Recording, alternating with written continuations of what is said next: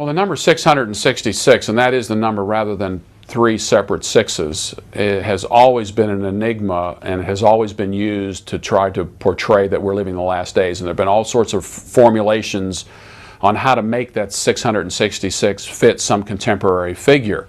And that ought to give us some indication that there's something wrong with the methodology. Frederick Farrar, in his book Early Christianity, stated that it isn't, what's necessary is to find a relevant solution to the number 666, something that fit the context of the book of Revelation. So if you take the time indicators, near, shortly, and quickly, if you take Revelation chapter 11, the temple is still standing. So John is told to go and measure the temple. We know the temple was destroyed in AD 70. So the time indicators in the book of Revelation tell us that the events in the book of Revelation were to take place within that particular time period prior to the destruction of Jerusalem in AD 70. Revelation tells us that the events are shortly to come to pass. Remember, Revelation 1:1 says, the things which must shortly take place. Verse 3 says, the time is near. And then when we go to Revelation 22, he ends up saying the same thing. He says, and he said to me, these words are faithful and true, and the Lord, the God of the spirits of the prophets, sent his angel to show his bondservants the things which must shortly take place. And then in verse 10, he said to me, do not seal up the words of the prophecy of this book, for the time is near. The book is bracketed in its non-visionary portions, in its introduction, in its conclusion, by statements. These events are near and they're shortly to come to pass.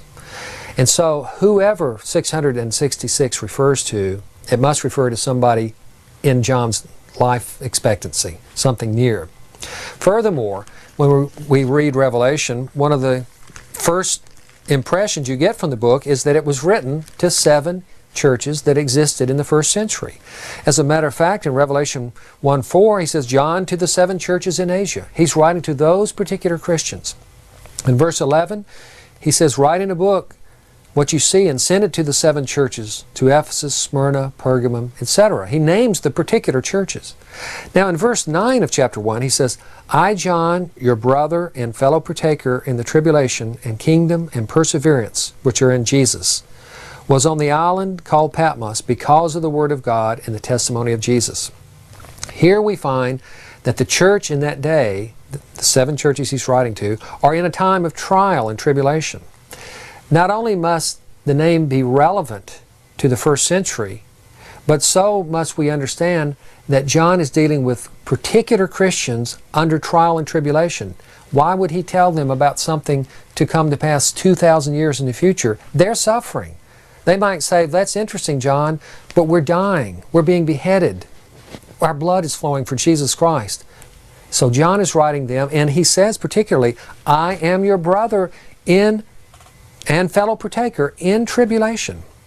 So very clearly, John is dealing with real life issues relevant to the first century. In chapter 2, verse 8, chapter 2, verse 22, and various other places in the letters to the 7 churches, we see the people are fearsome. There are great judgments all around them. Furthermore, in Revelation 6, the specific question is asked when the 5th seal is opened. He says, I saw underneath the altar the souls of those who had been beheaded for the word of God. And then what happens? They cried with a loud voice, saying, how long, O Lord, holy and true, dost thou not avenge our blood upon those who dwell in the land? And then in verse 11, it says, there was given to each one of them a white robe, and they were told to rest for a little while until their fellow servants and their brethren who were to be killed, even as they had been, should be completed also. A book written regarding things shortly to take place because the time is near for people who are in tribulation, who are suffering, crying out, how long? And the answer is, a little while longer. That cannot refer to anything beyond the first century and give legitimacy to the whole gist of the book. Now you have to come up with a relevant candidate.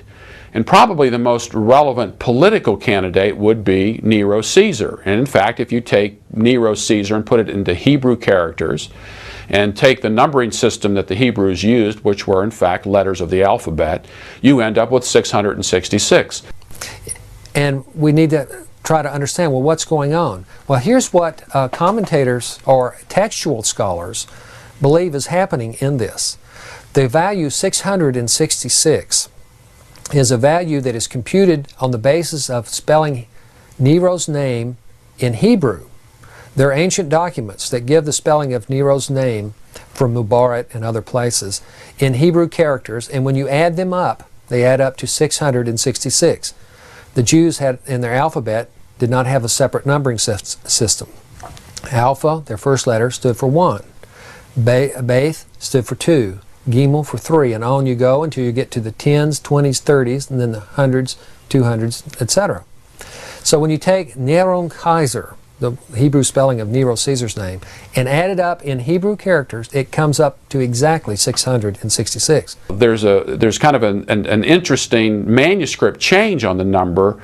Some manuscripts have 666, and some manuscripts have 616. If you'll look in Revelation 13:18, if you have a marginal reference Bible, you'll notice that there is a variant on the number 666.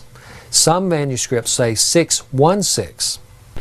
And that's because in Hebrew it can be Nero Kaiser or Nerón Kaiser, and that final N in Hebrew is worth 50 points. Well, interestingly, if you spell Nero Caesar's name in Latin, it comes up to 616. So apparently what's happening is some scribe in the early centuries began to change the value from 666 to 616 because the people knew Latin and could make the computation, but people outside of the original sphere of the early Christian Jewish background would not be able to compute with the Hebrew numbers. So either way, the early church viewed Nero Caesar as being the 666 candidate. So with the time element involved, the fact that the temple is still standing, Nero was the king who was at the time of the drafting of the book of Revelation, which would have been about the mid-60s. The fact that the number does in fact add up to his name, I believe he is the candidate that fits the time and the numbering itself. In chapter 13, verses 5 and 8, we find that the beast demands worship on himself, and he makes all sorts of blasphemies. If you know anything at all about Nero Caesar, you will be aware that Nero was a blasphemous character. He was one who had on his coins his picture with the rays of the sun coming from behind his head, because he mimicked the god Apollo, the sun god, who pulled the sun across the sky each day in ancient mythology. Nero saw himself as Apollo, the sun god. There are many references, and I cite some of these in my book, Before Jerusalem Fell, that show that Nero had divine pretensions. Furthermore, if we're aware of the first centuries of the Roman Empire, we'll be aware that the Caesars were worshipped as divine. And so we see that very clearly the evidence in many different directions points and converges upon Nero Caesar.